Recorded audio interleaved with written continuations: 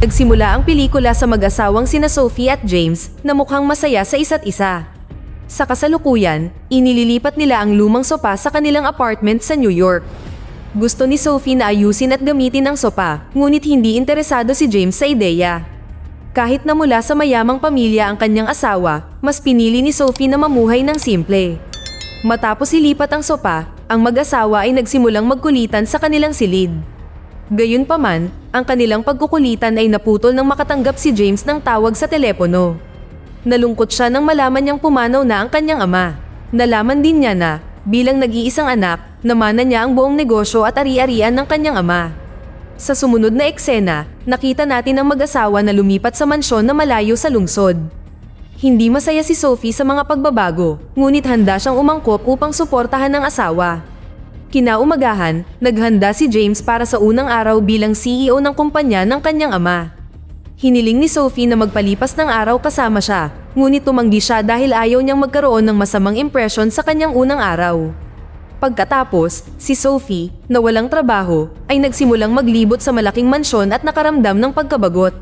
Maraming katulong sa bahay, kaya hindi niya kailangang magtrabaho o mag-alala tungkol sa anumang bagay. Nang maglaon sa silid, nilapitan siya ng isang kasambahay at tinanong kung may kailangan siya. Hindi komportable si Sophie na magbigay ng utos at hiniling na magpahinga siya. Ipinaliwanag niya na, hindi tulad ni James, siya ay mula sa isang hamak na pamilya at mas gustong gawin ang mga bagay ng mag-isa. Nang gabing iyon, nang umuwi si James, ipinaalam sa kanya ni Sophie na pinaalis niya ang lahat ng mga kasambahay. Naiinis si James dahil matagal na silang kasama ng pamilya at iyon lang ang pinagkakakitaan nila.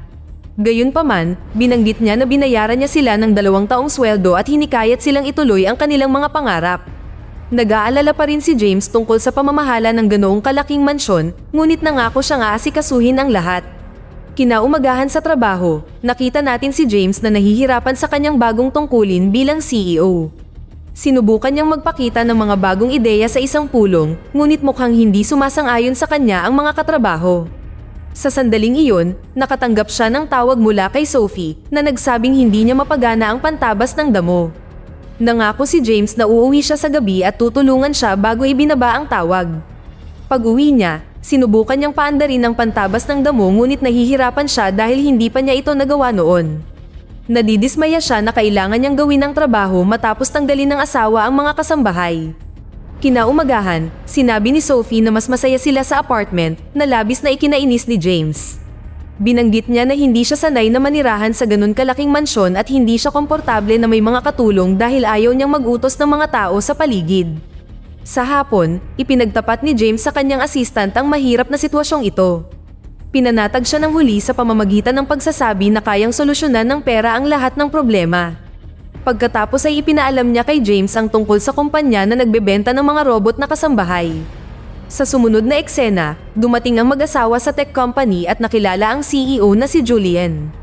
Ipinakita niya sa kanila ang ilang robot na kamukha ng mga tao. Hiniling ni James sa asawa na pumili ng isa sa kanila at iminungkahi ni Julian ang babaeng robot na nagngangalang Jessica. Gayunpaman, nag-alala si Sophie na ang pagkakaroon ng ganitong kagandang babae sa kanilang tahanan ay maaaring makapagparamdam sa kanya ng panliliit sa sarili, kaya nagpasya siyang kumuha ng lalaking robot sa halip. Pagkatapos ay ipinakilala sila ni Julian sa lalaking robot na nagngangalang Henry.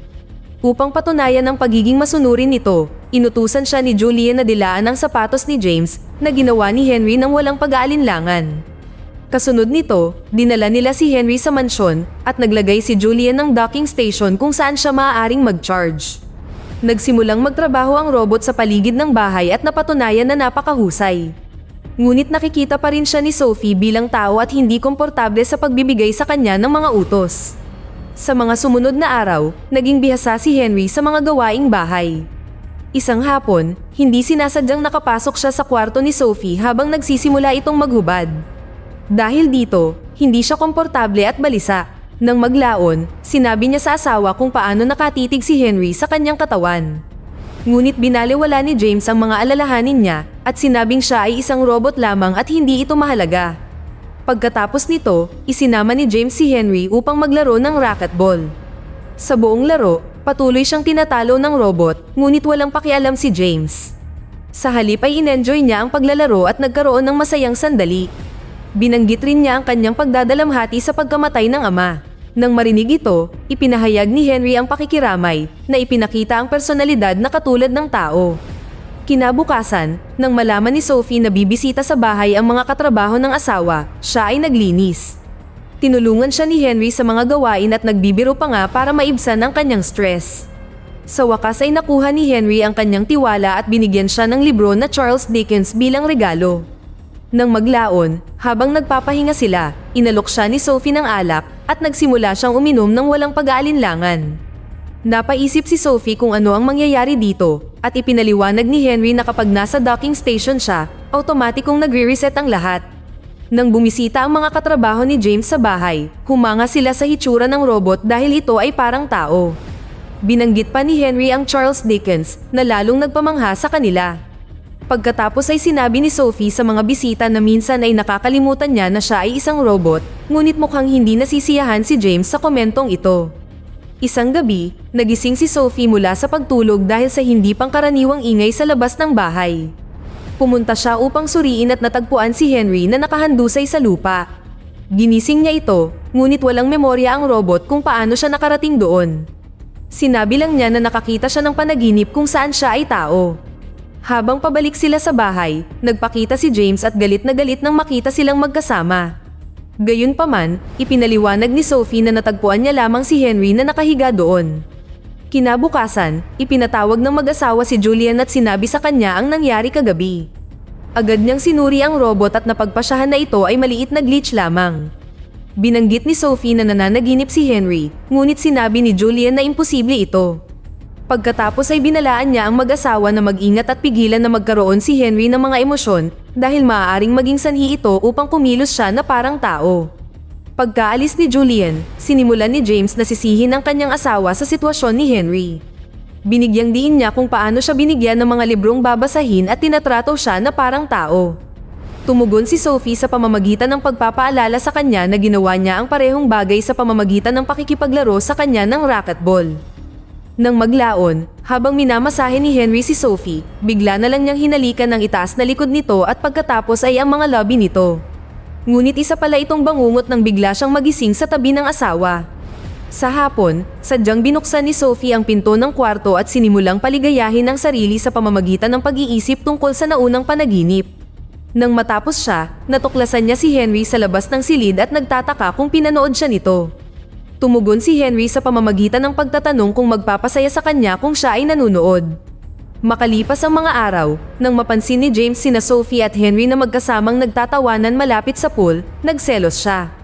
Bumalik siya kay Julian at nagpahayag ng pag-aalala na ang robot ay nakikipagharutan sa kanyang asawa na maaaring sumira sa kanilang pagsasama.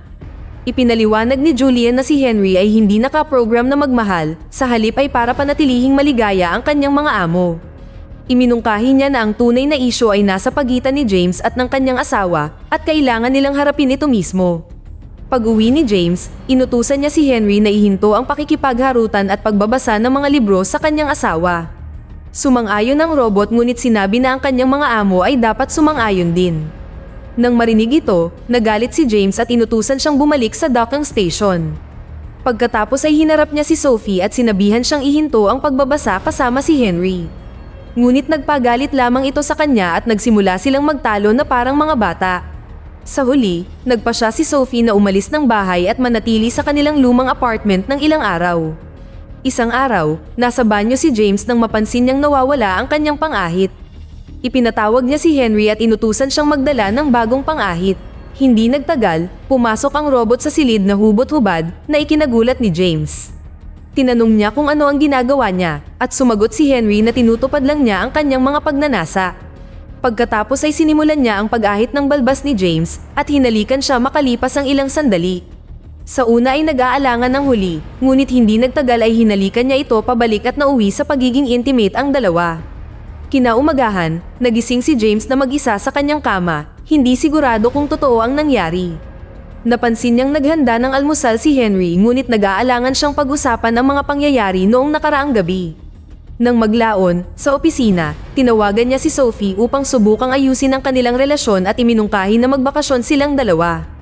Ngunit mukhang hindi siya masyadong interesado at iminungkahi na pag-usapan nila ito ng personal. Maya-maya, umuwi si Sophie at hiniling kay Henry na imasahe siya. Pumayag siya at sinimulang himasin ang katawan nito, ngunit bigla siyang hinalikan. Nabigla, tinanong niya kung bakit niya ito ginawa, kung saan tumugon si Henry na gusto niyang paligayahin siya. Ikinagulat niya ito kaya inutusan niya itong pumunta kaagad sa kanyang docking station. Pag-uwi ni James sa gabi, sinabi ng galit na si Sophie ang lahat ng nangyari. Ngunit nagalit lang si James at sinigawan siya na ginawa ni Henry ang gusto ni Sophie. Pagkatapos ay inakusahan niya si Sophie ng paghihikayat sa pag-uugali ng robot at pagtrato sa kanya bilang tao. Pagkatapos ng kanilang pagtatalo, hinarap niya si Henry at hiniling na malaman kung bakit niya hinalikan si Sophie. Sinabi ng robot na nakiusap siya para dito, na lalong ikinagalit ni James. Sinuntok niya ito ng malakas sa mukha at sinabihan siyang bumalik sa kanyang docking station. Si Henry ay sumunod at nahiga, ngunit galit na tinanggal ni James ang charger at umalis. Kinaumagahan, tinawagan ng mag-asawa si Julian dahil gusto nilang ibalik si Henry sa kumpanya.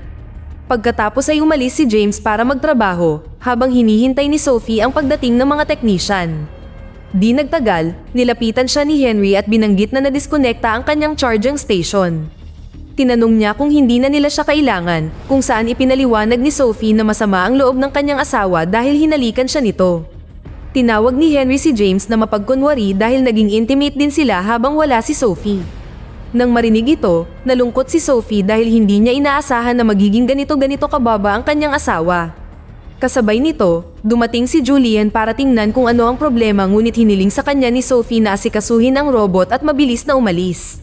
Sa loob ng bahay, tumingin si Henry sa salamin at pinagmasdan ang kanyang pasa. Nagtataka siya kung bakit napakasakit nito. Pagkatapos ay nilapitan siya ni Julian at inutusan siyang bumalik sa docking station.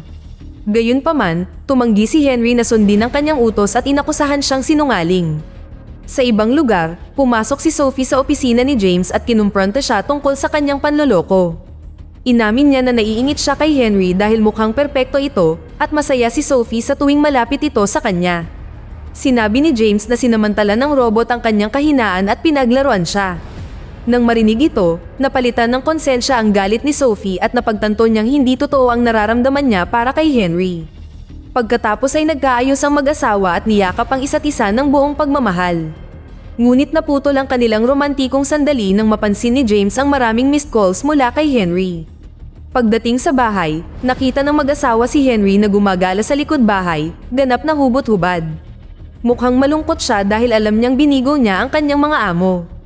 Ipinaalam sa kanya ng mag-asawa na ibabalik siya sa kumpanya upang ayusin at maghanap ng bagong amo. Pagkatapos ay inutusan siya ni James na bumalik sa kanyang charging station, ngunit humiling si Henry ng pahintulutang manatili doon hanggang sa maubos ang kanyang baterya.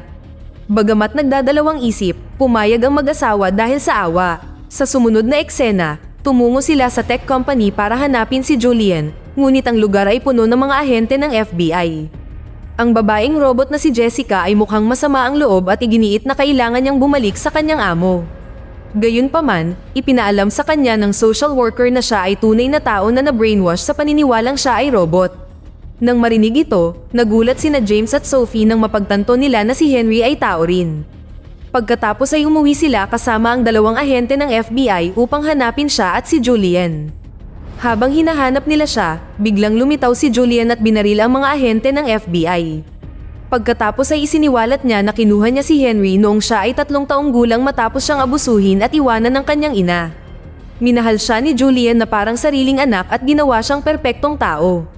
Gayunpaman, siya ngayon ay nababalisa dahil iniwan siya ng mag-asawa tulad ng ginawa ng kanyang ina. Pagkatapos ay binaril ni Julian ang mag-asawa, ngunit namagitan ng hubad na Henry sa tamang oras. Binugbog niya ng matindi si Julian gamit ang baril nito, pinatay siya. Pagkatapos nito, kinuha ni Henry ang kutsilyo na nakalatag sa lupa. Nahihiya siya sa pagbigo sa kanila at sinabing wala siyang silbi para mabuhay. Sinubukan ng mag-asawa na pigilan siya, sinabing mahal na mahal nila siya, ngunit huli na ang lahat. Tinapos ni Henry ang sarili sa pamamagitan ng pagsaksak sa kanyang tiyan. Sa kanyang huling sandali, sinabi niya na alam niya sa simula na ang damdamin niya ay totoo. Pagkatapos ay humingi siya ng paumanhin sa naging sanhi ng lahat ng problemang ito at namatay. Nalungkot sina Sophie at James sa kanyang pagkamatay at umiiyak sila habang hawak ang isa't isa. Sa huling eksena, 5 taon na ang lumipas at nakita natin ang mag-asawa sa parke kasama ang kanilang anak na si Henry. Nang tanungin ng batang lalaki ang kanyang mga magulang kung paano niya nakuha ang kanyang pangalan, sinabi sa kanya ni Sophie na ipinangalan siya sa isang taong napaka-espesyal. Sinabi niya na ito ay mahabang kwento at kailangan niyang maghintay hanggang sa tumanda siya upang marinig ito. Dito na nagtatapos ang kwento. Sana ay nagustuhan nyo. Mag-subscribe na kung hindi ka pa nakasubscribe. Pindutin na rin ang notification bell at like button upang matulungan ang channel, and leave a comment down below. And as always, thank you for watching.